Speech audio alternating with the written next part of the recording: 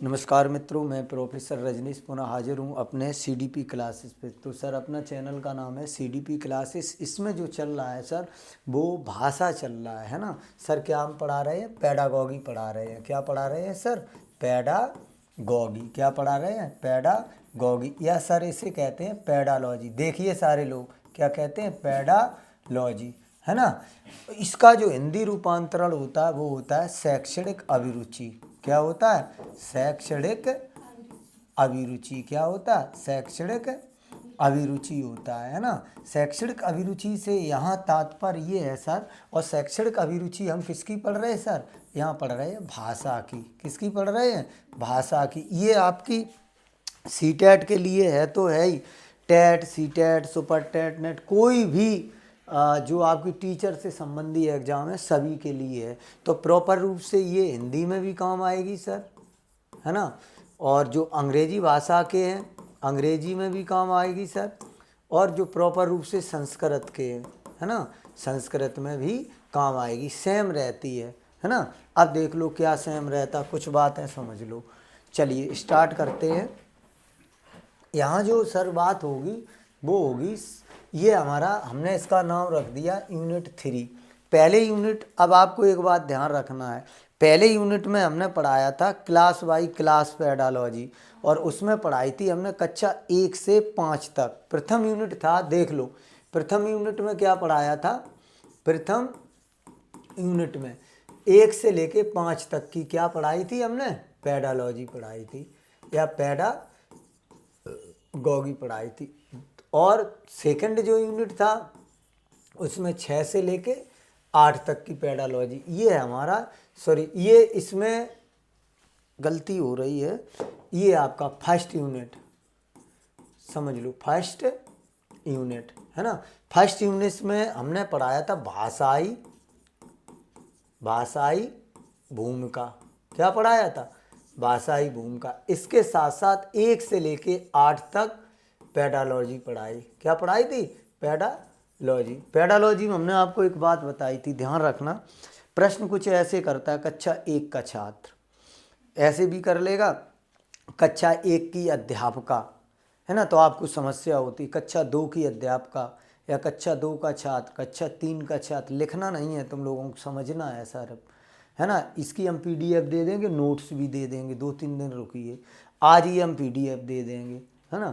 अब देखो करना क्या था, तो हमें यहाँ कन्फ्यूजन होती थी, कक्षा 1 का छात्र क्या कह रहा है, 2 का क्या कह रहा है, 3 का क्या कह रहा है, 4 का क्या कह रहा है, 5 का क्या, है ना। ये पेडालॉजी आपको कहीं मिलेगी नहीं, है ना। हमारे गुरुजी थे डॉक्टर N.K. सिंह, उन्होंने हमें पढ़ाया था बहुत अच्छे से। उन्होंने कहा था आपको सीडीपी में बहुत, जबकि वो प्रवक्ता ज्योग्राफी के थे। किसके प्रवक्ता थे? ज्योग्राफी के, है ना। लेकिन जो उनके मित्र कोई थे वो सीडीपी पढ़ाते थे, तो वो रुचि के लिए सीडीपी पढ़ते थे, वो हमें पढ़ा देते थे। तो उन्हीं ने ये सारे नोट्स मुझको मिल गए रखे हुए, और जो इन्होंने पढ़ाया था वही हम आपको बता रहे हैं। तो चलिए इसमें जो रहेगा दूसरा यूनिट आज हम लेके चलते हैं, भाषा शिक्षा शास्त्र। क्या लेके चलेंगे? भाषा शिक्षा शास्त्र।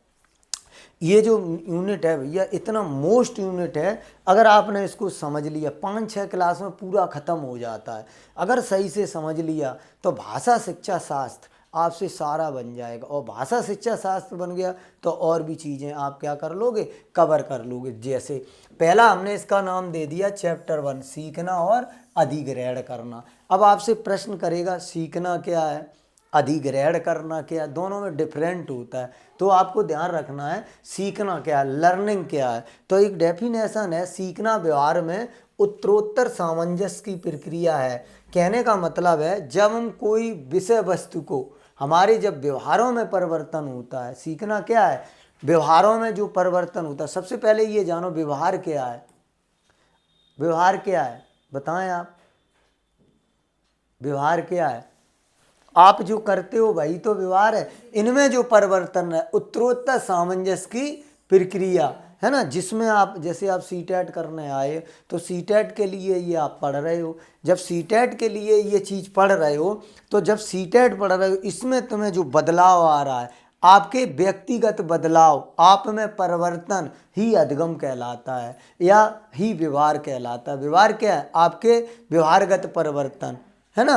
अब देख लीजिए, क्लियर बात हो गई।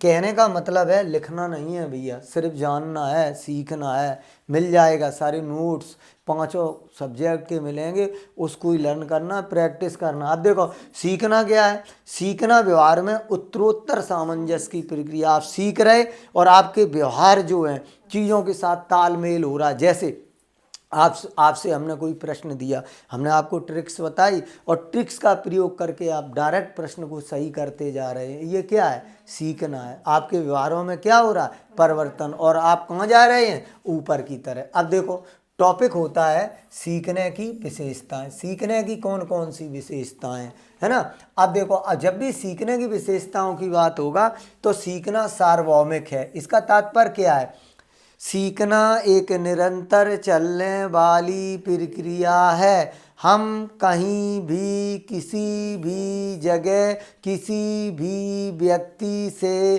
कुछ भी सीख सकते हैं। एक एग्जाम्पल हम देते थे, क्या देते थे, एग्जाम्पल। मोबाइल के चक्कर में, मोबाइल के चक्कर में युवती गिरी नाले में, युवती गिरी नाले में। इसका मतलब ये है सर, एक लड़की थी, कटाक्ष नहीं कर रहा हूँ किसी पे, है ना। एक लड़की थी, मोबाइल से बात करती हुई जा रही थी, हाथ में डब्बा था दूध का, जा रही, उसको आगे दिखा नहीं, आगे था गड्ढा, नाला, तो वो नाले में गिर पड़ी। अब सर हमने उसको देख लिया, अब हमने देख लिया और लोगों ने भी देखा, तो देख कर लोगों ने एक बात सीख ली। क्या बात सीख ली, कि कभी भी हमें मोबाइल पर चलते समय सर क्या नहीं करना है, जाते समय मोबाइल पर बात नहीं करनी है। तो क्या हो गया, सीखना सार्वभौमिक सभी के लिए है, निरंतर चलने वाली प्रक्रिया। यही तो ट्रिक बन गई। अगर किसी ऑप्शन में आ जाए सीखना सार्वभौमिक है, ऑप्शन सही है, वो सभी के लिए है ना। अब देख लो सर दूसरा, सीखना संपूर्ण जीवन चलता है। ये सीटेट में प्रश्न भी आया है सर, नहीं आया, सीटेट में आया। जो सीखना है वो संपूर्ण जीवन चलता है, निरंतर चलने वाली प्रक्रिया है, जो कि जन्म से लेकर मरण तक चलता है। सीखना नेक्स्ट है, सीखना परिवर्तन है। आप जो सीख रहे हैं, आप में वो चेंजिंगमेंट आ रहे हैं, भाई क्या कहलाएगा सर, सीखना कहलाएगा। आप में जो बदलाव आ रहे, आप सीटेट का पेपर लगाते हैं और जैसे ही आप सीटेट देखते हैं तो निश्चित तौर पे उनमें क्या आता है, बदलाव आ जाता है। और जब उनमें बदलाव आता है तो यही एक कैसी प्रक्रिया है, निरंतर चलने वाली या सीखने वाली क्या है, यह एक प्रक्रिया है। अब चलिए देखिए, देखो भैया आप ध्यान रखो, अगर आप ये नोट्स अवेलेबल कर लो और अच्छे से पढ़ लो, आप केवी का दे आना, कोई भी एग्ज़ाम दे आना, आपका एक क्वेश्चन नहीं बिगड़ेगा। मैं बताता हूँ, मेरे पेडालॉजी में हमेशा पूरे रहते हैं, साइकोलॉजी में पढ़ तो लीजिए आप, क्योंकि मैं अभी नया हूँ इस यूट्यूब पे, बहुत सारी बातें भी नहीं जानता हूँ। बहुत सारे भाइयों के फ़ोन आए, महिलाओं के फ़ोन आए कि सर आप बहुत मन से पढ़ाते हैं, अच्छा लगता है। जानते हो क्यों, मैटर भी अपने पास है, ऐसा मैटर नहीं है लोगों के पास। अब देखो सीखना क्या है, अनुकूलन है। कैसे अनुकूलन है ये भी जान लो आप, कैसे अनुकूलन है। अब अनुकूलन का क्या मतलब है, किसी वस्तु विशेष में ढल जाना, है ना। आप यहाँ आए, समय आप अपना नष्ट कर रहे, 3 घंटे 4 घंटे बर्बाद कर रहे, तो समय के साथ अनुकूलन कर रहे, चीज़ों के साथ अनुकूलन कर रहे, तो सीखना क्या है, अनुकूलन। अब सर आप ये कहते हो कि सर आप कैसे पकड़ लेते प्रश्न सही और गलत, ये सीधी सीधी आपकी क्या हो गई, ट्रिक हो गई। और किसी भी ऑप्शन में सर अगर अनुकूलन आ जाए, सही है प्रश्न सीखने के साथ। सर सीखना विवेकपूर्ण है। दूसरी चीज़ आपको ये ध्यान रखना है, जो सीखना है वो विवेकपूर्ण प्रक्रिया है। अगर आप विवेक का प्रयोग नहीं करते हो तो आप सर सीख नहीं सकते हो। सीखना कैसा है, विवेकपूर्ण। सर सीखना एक सक्रिय है, आप निरंतर किसी भी कार्य को करते हैं तो सीखना तुम्हारा हो जाएगा, और सक्रिय रह के, है ना। और अगर आप सक्रिय नहीं सेते, और सीखना क्या है, वातावरण की सर एक उपज है। हमेशा ध्यान रखना है, कि जैसा आप सीख रहे हो उसके अनुरूप वातावरण होना चाहिए। अगर आप सी टेट देखो, अपने यहाँ बुकें लगी, सी टेट पढ़ रहे हैं तो हमारा वातावरण कैसा है, सी टेट वाला ही है। और अगर ये वातावरण यहाँ ऐसा ना होता कि हम सीख पाते, हम चीज़ों को नहीं सीख पाते। तो कहने का मतलब है नेक्स्ट, सीखना एक खोज है। खोज की जगह एक आंसर और भी हो सकता था, सीखना क्या है, अन्वेषण है। सीखना क्या है, अन्वेषण है। सीखना क्या है, गवेषण है। क्या है, सीखना अन्वेषण है, सीखना गवेषण है, सीखना खोज है ना। और सीखना एक ऐसी प्रक्रिया है जिसके माध्यम से कुछ नया करते हैं। जैसे सीखना मौलिक है, जिसे कहेंगे मौलिकता है। सीखना नवीनता है। क्या है, नवीनता है। सीखना विधायकता है। क्या है, विधायकता है। सीखना क्या है, विधायकता है। सीखना क्या है, संप्रेषण के माध्यम से। तो इतनी बात है, यहीं से एक क्वेश्चन हर एग्जाम में बनाता है। ऐसी कोई भी एग्जाम नहीं है जिस एग्जाम में यहाँ से प्रश्न ना बनाता हो, है ना। पढ़ाते तो बहुत लोग हैं, अपना हमेशा रिजल्ट 100% क्यों रहता है, जितने आते सब पास हो जाते हैं, क्योंकि सारी चीज़ें अच्छी तरीके से बताते। तो सीखना क्लियर हो गया, कोई दिक्कत सीखना में। सीखना एक निरंतर चलने वाली प्रक्रिया है। हम कहीं भी किसी भी जगह किसी भी व्यक्ति से कुछ भी सीख सकते हैं। ठीक है। अब सीखना क्या है, वातावरण की उपज है। सीखना सक्रियता है। सीखना विवेकपूर्ण है। सीखना अनुकूलन है। सीखना खोज है ना। और सर सीखना क्या है, सीखना सार्वभौमिक है ना। सीखना संपूर्ण जीवन चलता है। सीखना एक विकास है। सीखना एक निरंतर चलने वाली प्रक्रिया है। अब देख लो, दूसरा टॉपिक है हमारा, और दूसरे टॉपिक का क्या नाम है सर, अधिग्रहण, एक्विजिशन, है ना। तो इसमें देखो कितना आराम हो रहा है, सारी चीज़ें मिल रही। अपने चैनल का नाम भी आ रहा है CDP रजनीश, है ना। क्या आ गया, CDP रजनीश। अब देख लो इसको, जब बालक सीखने की प्रक्रिया से जुड़ता है, देखना अधिग्रहण क्या है।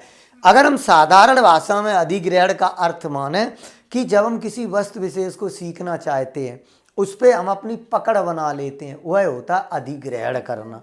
क्या होता है, वह होता है अधिग्रहण करना। अब देखो, अकॉर्डिंग टू बुक, जब सीखने की प्रक्रिया से बालक जुड़ता है तो बालक समाज में प्रचलित प्रथाओं को, परंपराओं को, रीतियों का क्या कर लेता, अधिग्रहण करता है। और अधिग्रहण के द्वारा ही सीखने की प्रक्रिया का क्या करता है, निर्धारण किया जाता। अर्थात अधिग्रहण व्यवहार में संशोधन करने की प्रक्रिया है। अधिग्रहण क्या है, आपके जो व्यवहारों में संशोधन हो गया, भाई क्या है, प्रक्रिया। अर्थात बालक विकास में सीखने में जो स्थायित्व प्रदान करता है, अर्थात उसके व्यवहारों को जो निर्धारित करता है, वही अधिग्रहण कहलाता है। देखो इतनी बड़ी बात कह दी इसने। और हम क्या कह रहे हैं कि जब हम किसी वस्तु विशेष को सीखना प्रारंभ करते हैं और उस सीखने में हम अपना वर्चस्व हासिल कर लेते हैं, उसको सीख लेते हैं, है ना, उसमें हमें क्या आ जाता है, सीखना आ जाता है। कहते हैं कि हम मजे हुए खिलाड़ी हो गए, है ना। ये चीज़ हमने रट ली, है ना, ये हमने समझ लिया, इसको हम कर सकते हैं, वही है अधिग्रहण।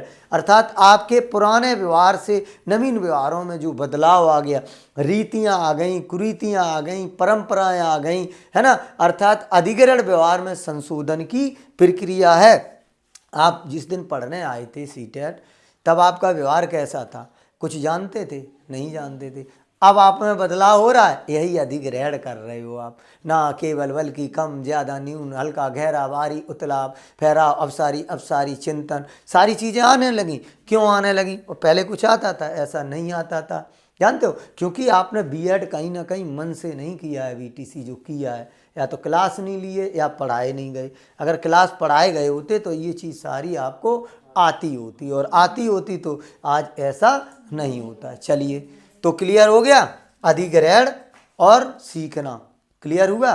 अब देखो, ये टॉपिक है आपका भाषा विकास के अंतर्गत अध्ययन करने की प्रमुख विशेषता। जब हमारा भाषा विकास होता है सर, क्या होता है, भाषा विकास होता है, तो उसमें कुछ अवस्थाएं होती हैं अधिग्रहण करने की, विभिन्न अवस्थाएं।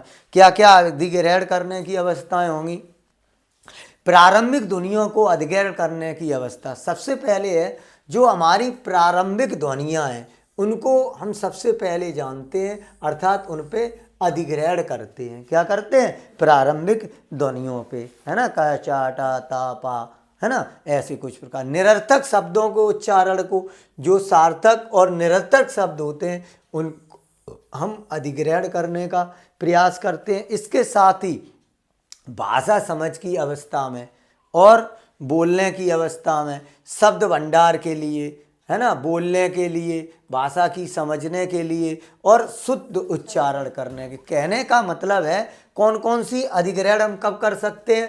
प्रारंभिक ध्वनियों पर करेंगे, निरर्थक समझने को अधिग्रहण करेंगे, भाषा की समझ पर और बोलने पर, शब्द भंडार पर और शुद्ध उच्चारण पर। इन चीज़ों पे क्या करेंगे कि जब इनके अंतर्गत जब इन पर हम अपना कमांड करने लगते हैं ना, जब ये चीज़ें हमारी सही होने लगती हैं तो निश्चित तौर पे हम क्या करते हैं? अधिग्रहण करना सीख लेते हैं। क्या हो गया? अधिग्रहण। सामान्य भाषा में अधिग्रहण को हम क्या कहेंगे? सामान्य भाषा में अधिग्रहण को क्या कहेंगे? जब हमारा किसी टॉपिक पर कमांड हो जाता है तो वो हमारा अधिग्रहण कहलाता है। जैसे प्लाट आपने खरीदा, लेकिन जब तक कब्जा नहीं है तब तक आपने अधिग्रहण नहीं किया। प्लाट खरीदने के बाद जब आप कब्जा कर लेते तब अधिग्रहण होगा, तब तुम्हारा होगा। ऐसे ही किताब में तो बहुत कुछ लिखा रखा है, बहुत कुछ आपने पढ़ा है, जितना आपको आ गया वो आपका क्या कहलाएगा? वो आपका कहलाएगा अधिग्रहण। बोलो, बात क्लियर हो गई?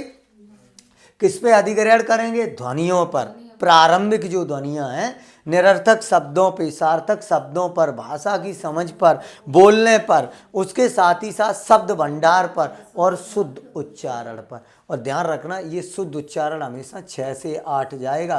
प्राइमरी में ये कैसा हो जाएगा? प्राइमरी में सर ये गलत हो जाएगा। शब्द भंडार प्राइमरी में सही हो जाएगा, बोलने में सही हो जाएगा, भाषा समझ में सही। निरर्थक भी सर उसमें चला जाएगा, किसमें? जूनियर में सही होगा।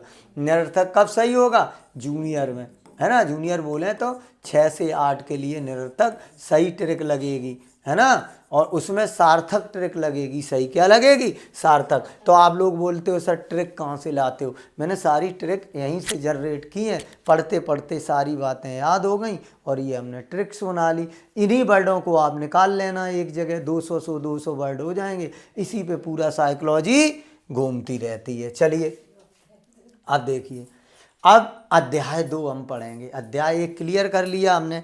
पहला अध्याय में हमने क्लियर क्या किया? पहले अध्याय में हमने क्लियर क्या कर लिया? बताएं। पहले अध्याय में भाषा शिक्षण के सिद्धांत क्लियर क्या किया था? देखें सर, पहले अध्याय में हमने यहाँ क्या किया था?